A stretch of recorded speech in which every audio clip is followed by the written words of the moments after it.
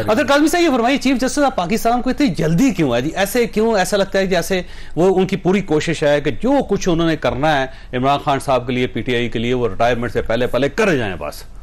नहीं, मुझे ऐसा नहीं लगता। मुझे तो जो जल्दी नजर आई वो जल्दी नजर आई उस ट्रायल कोर्ट में जहां पे तोशाखाना का मुकदमा चल रहा था कि फैसला आने के आधे घंटे के अंदर 30 सफ़ों का फैसला भी आ गया, 15 मिनट के अंदर लाहौर में पुलिस भी पहुंच गई। किस तरीके से जल्दी तो वहां पे हमें नजर आई। दूसरी बात यह कि जिस तरह भी प्राचा साहब फरमा रहे थे, बहुत सारी जो बातें इन्होंने एक तल्ख हकीकत बताई पाकिस्तान की हिस्ट्री की, कि इकॉनमी मुतासिर हुई, सियासत से बहुत सारी चीजें मुतासिर हुई। लेकिन अगर हमने अपने हाथों से कोई सनम तराशे थे तो नए तराश लें।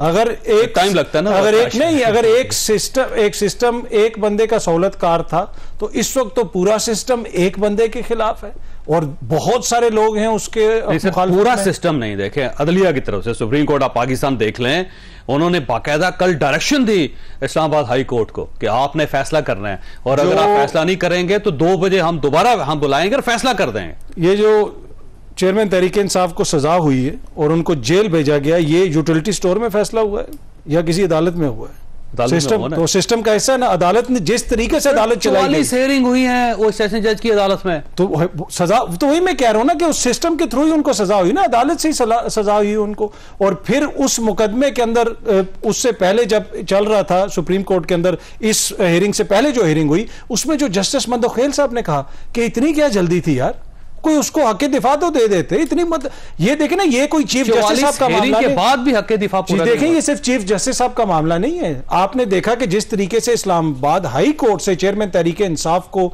अदालत तोड़ के निकाला गया, उसमें जस्टिस अतर मिनुल्लाह साहब भी उस बेंच का हिस्सा थे जिन्होंने उस गिरफ्तारी को गैर कानूनी करार दिया। इशू यह है कि आइन और कानून के मुताबिक हर किसी से सलूक होना चाहिए। इल्जामात की जहां तक बात है कि इल्जामात से जनाब कोई मसला हल हो जाता है या लोग मुतनफर हो जाते हैं, जितने इल्जामात गद्दारी, गुस्ताखी, पता नहीं कौन कौन सा इल्जाम तो नहीं लगाया। अब वो जो बंदा ने जिसके आप कह रहे हैं कि सिस्टम क्यों उसके आगे पीछे घूम रहा है, उसका इशू ये है कि उसकी अवाम में इस वक्त मकबूलियत है। हो सकता है 6 महीने बाद ना हो या 8 महीने बाद ना हो, लेकिन इस वक्त अवाम की मकबूलियत है उस वक्त तक उनके मसला बना रहेगा।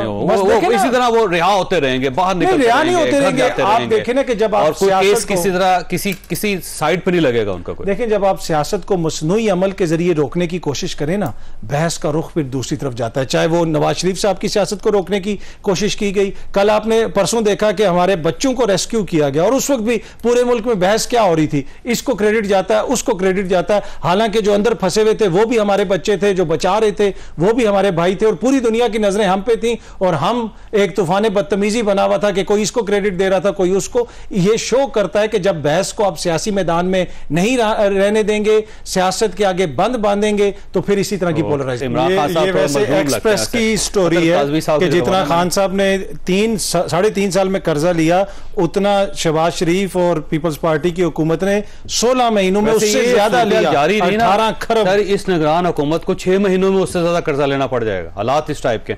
वैसे काज़मी साहब ये फरमाइएगा, अब अदलिया जो है ना, अब देखें सुप्रीम कोर्ट ऑफ पाकिस्तान भी अदलिया, इस्लामाबाद हाई कोर्ट भी अदली है, और वो जज जिसने इमरान खान साहब का तोशाखाने के केस में फैसला किया था, हुमायूं दिलावर, वो भी अदलिया है। तो अब अजीब बात है कि आप हमेशा जो लोअर जुडिशरी उसको कहते हैं कि जल्दी फैसले किया करें, और इस शख्स ने तकरीबन 1.25 साल लगाने के बाद 44 हेयरिंग के बाद फैसला कर दिया। तो अब आपने उससे कहा कि आपने इतनी जल्दी फैसला क्यों किया? यानी ये ऐसा लगता है जैसे क्लैरिटी नहीं है अदलिया के अंदर। या तो फैसला कर लें कि जो लोअर जुडिशरी है उससे कितने महीनों में फैसला करना है, और सियासी जो होंगे केसेस उनका फैसला कब तक करना है उन्होंने, और अगर ये नहीं है तो फिर यही फैसला कर लें कि ठीक है जी, आप लटकाई जाए चीजों को।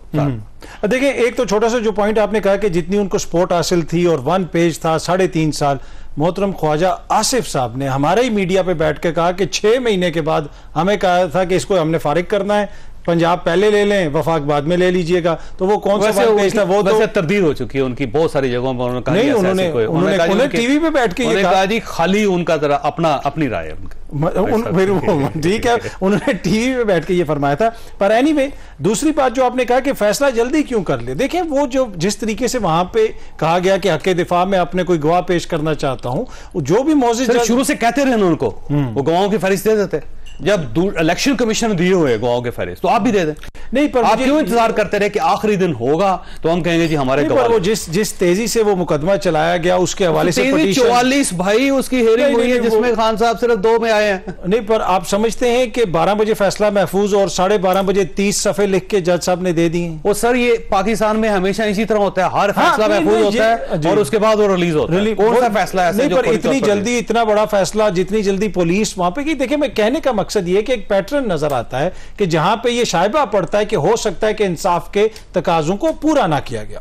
अब ये बड़ा इंपॉर्टेंट है, कोई भी शख्स होता है जो मुल्जिम होता है ना, वो अदालत का फेवरेट चाइल्ड उसको लॉ की जुबान में कहते हैं, उसको ज्यादा से ज्यादा मौका दिया जाता है। माजी के अंदर जो यहां पे नवाज शरीफ साहब के साथ हुआ, जो मुझे खुशी होगी आज कादमी साहब बैठ के ये कह दें कि 2017 में भी बड़ी ज्यादती हुई, ये मैं इंसाफ का कत्ल किया गया। प्राचा साहब मेरे सामने, प्राचा साहब मेरे बड़े भाई, अभी मैं वहां पे पहुंचा ही था तो उन्होंने मेरा ज़हन पढ़ लिया। उन्होंने कहा ये क्रेडिट मैं इसको नहीं दूंगा, मैं क्या के खिलवाऊंगा। सर मैं अभी उधर जा रहा था, क्रेडिट मैं उधर जो क्रेडिट है सर उस वक्त भी 2 जजेस है जिनके बारे में हमेशा पाकिस्तान मुस्लिम लीग नून कहती थी खुदा रास्ता खुदारा इनको तब्दील कर दे, हमें किसी और अदालत में पेश करना, यही फैसला करेंगे। अच्छा, ये मेरा कंसिस्टेंट मौकिफ है। जो एक और इदारे में 7 बजे रिपोर्ट कार्ड में जब बैठता था उस वक्त भी मैं ये कहता था जिस मसनूई तरीके से आपने नवाज शरीफ साहब की सियासत को खत्म करने की कोशिश की वो कभी भी खत्म नहीं हो सकती। सियासतदानों की सियासत अवाम खत्म करते हैं जब वो डिलीवर नहीं कर सकते। जो आपने मुकदमा चलाया नवाज शरीफ साहब के खिलाफ, इतने बड़े बड़े बक्से आ रहे हैं, उसके ऊपर लिखा हुआ है एविडेंस और जनाब ये है तो वॉल्यूम वो है। कुछ भी अगर कुछ होता और खुदा ना खास्ता ये मसाइल होते तो आज क्या उनकी जमात दोबारा हुकूमत में होती? तो ये सब ने फैसला करना है कि सियासतदानों को इस तरह डिमीन ना करें, अंडरमाइन ना करें। अब अगर वो डिलीवर नहीं कर रहे केपीके में, पंजाब में, आप इससे पहले सबको कर चुके। आप पाकिस्तान पीपल्स पार्टी एएनपी से स्टार्ट करें। एएनपी के साथ जो कुछ हुआ, पाकिस्तान पीपल्स पार्टी के साथ जो कुछ हुआ, पाकिस्तान मुस्लिम लीग नून के साथ जो कुछ हुआ, अब खान साहब के साथ होने लगा तो आप अब बड़ा चैलेंज, बड़ा नहीं, मैं ये नहीं कह रहा, मैं ये कह रहा हूं कि अब बड़ा चैलेंज खान साहब के लिए कि जब वो इन हालात से निकलते हैं तो क्या वो सीखेंगे या इसी रविश पे चलेंगे जिस तरह सीख जाएंगे? मुझे लगता तो नहीं है, पर मेरी ख्वाहिश है कि सारे से खान साहब क्योंकि पॉपुलर आदमी है तो आपका ख्याल ये है कि उनके खिलाफ कोई केस नहीं होना चाहिए और उन्हें एक क्लियर ग्रीन चिट दे के उनको वापस भिजवा के कहना चाहिए कि इलेक्शन लड़ें और हुकूमत बनाएं और उसके बाद मुल्क चलाएं? मेरा ये बिल्कुल ख्याल नहीं है। मैं समझता हूँ चाहे आप पॉपुलर हो या अनपॉपुलर हो, आपके साथ आइन और कानून के मुताबिक सलूक होना चाहिए।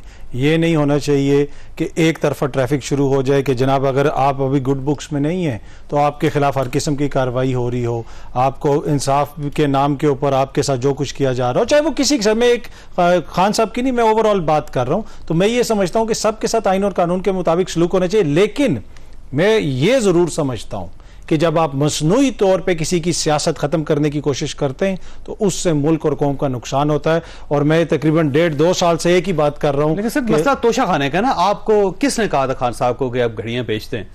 क्योंकि अगर वो ना बेचते तो आज ये सूरत ना होती। तोशा खाना की घड़ी बेचना कोई जुर्म नहीं है। तरीके से तो ये सारा तोशा खाना की घड़ी बेचना कोई जुर्म नहीं है। तोशा खाना से सारे जो मोजिज दोस्त लेके गए हैं, शायद खान अब्बासी साहब, दीगर जो दोस्त हैं जिनके नाम ये भी ले जाते सर, ना बेचते नहीं तो क्या उन्होंने सबने कोई प्रेस कॉन्फ्रेंस की है सामने घड़ियां या जो जिन्होंने जो लेके गए है ना मार्केट में, तो बाकी सारे तो हो सकता है उन्होंने बेची हो, नहीं पर मिला नहीं किसी को। बाकी कौन ये भी सुराख छुपा लेते सर। बाकी जो लीडरान है वो कौन से 4-4 घड़ियां पहन के ऐसे फिर रहे होते हैं कि जी ये देखें हम तोशा खाने की हमारे पास है, किसी को क्या पता। पर वो बेचना जुर्म नहीं, जब तोहफा आपके पास आ गया वो आपका। उनको जो सजा हुई है वो डिक्लेरेशन का मसला, कानून के अंदर लिख देना कि जी आप तोहफा बेच सकते हैं तो इजी हो गया मसला। नहीं, ये तो कानून के अंदर कहीं नहीं लिखा। सर देखें यहाँ पे पार्लियामेंट के अंदर खड़े होकर लोग ये कहते हैं कि आइन के अंदर है कि 90 रोज में इंतखाबात करो और 90 रोज के बाद क्या है, 91 रोज को क्या होना है, उस बारे में आइन खामोश है। तो जब आइन खामोश है, जब कानून खामोश है तो वो उन्होंने मना तो नहीं किया।